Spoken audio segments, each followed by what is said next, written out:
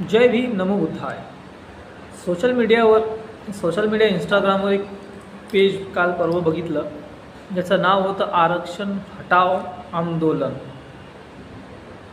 ह्या पेजचे सध्या रिसेंटली 5 मिलियनपेक्षा जास्त फॉलोअर झालेले आहेत. चला अभिनंदन त्यांना. पहिले त्यांच्यासाठी एक खास प्रश्न आहे. तुम्ही आरक्षण हटवण्याची गोष्ट करता. बाबासाहेब आंबेडकरांनी म्हणतं की 10 वर्षासाठी ठेवलं किंवा 15 वर्षासाठी किंवा वेगवेगळे मतांतर आहे. त्या लोकांना माझा प्रश्न आहे की ह्या समाजातील जाती व्यवस्था, वर्ण व्यवस्था जी पिढी जात चालत आलेली आहे त्यावर आपण कधी बोलणार आहात का? किंवा महाराष्ट्रामधल्या किंवा ह्या देशामधल्या किती शाळा बंद झाल्या यावर आपण बोलता का? किंवा EVM जी मशीन आहे त्यावर बोलता का? नाही. किती भ्रष्टाचार झाला त्यावर आपण बोलणार आहात का? नाही. तुम्हाला केवळ हे दिसते की आरक्षणामुळे बौद्ध समाज, अस्पृश्य समाज, दलित समाज समोर गेला. पण त्यापूर्वी तुम्हाला एक सांगतो की SCमध्ये 59 जाती येतात महाराष्ट्रामधल्या. फक्त बौद्ध समाज, महार समाज, आंबेडकरी समाज आरक्षण घेत नाही, त्या अनेक जाती धर्मातील घेतात. आधी हा आपण विचार केला पाहिजे.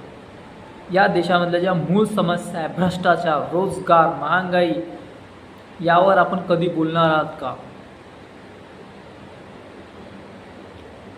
इथेनॉलचा सध्या जो मुद्दा चालू आहे त्यावर आपण बोलणार आहात का? पेट्रोल महागाई बोलणार आहात का? सिलेंडर महाग झाले यावर बोलणार? शाळा बंद होत आहे त्यावर बोलणार का? मुलांना शाळेच्या समस्याचा सामना करावा लागतो त्यावर बोलणार का? आता रिसेंटली कॉक्रोच जनता पार्टीने दिल्लीच्या जंतर मंतर येथे खूप मोठ्या प्रमाणात प्रदर्शन केलं. नीट पेपर, धर्मेंद्र प्रधान यांनी कशा पद्धतीने इस्तिफा दिला हे आपण सगळ्यांनी बघितलेलंच आहे. तर यावर आपण कधी बोलणार आहात का? केवळ हिंदू मुस्लिम करून ह्या देशाचा विकास होईल का? हा आधी विचार करा. प्रश्न आहे. हा व्हिडिओ बघितल्यावर बहुत अंधभक्तांना झोमेल ही गोष्ट. पण त्या अंधभक्तांना माझं सांगणं आहे, अरे बाबांनो, शिक्षित बना. व्हॉट्सअप युनिव्हर्सिटीपासून जेवढं होईल तेवढं दूर राहा. आरक्षण कशासाठी आहे आणि आरक्षणाचा उद्देश नेमका काय आहे ते आधी जाणून घ्या. छत्रपती शाहू महाराजांनी आरक्षण का दिलं होतं आधी याचा विचार करा. मग त्याची तरतूद डॉक्टर बाबासाहेब आंबेडकरांनी घटनेत का केली त्याचा विचार करा.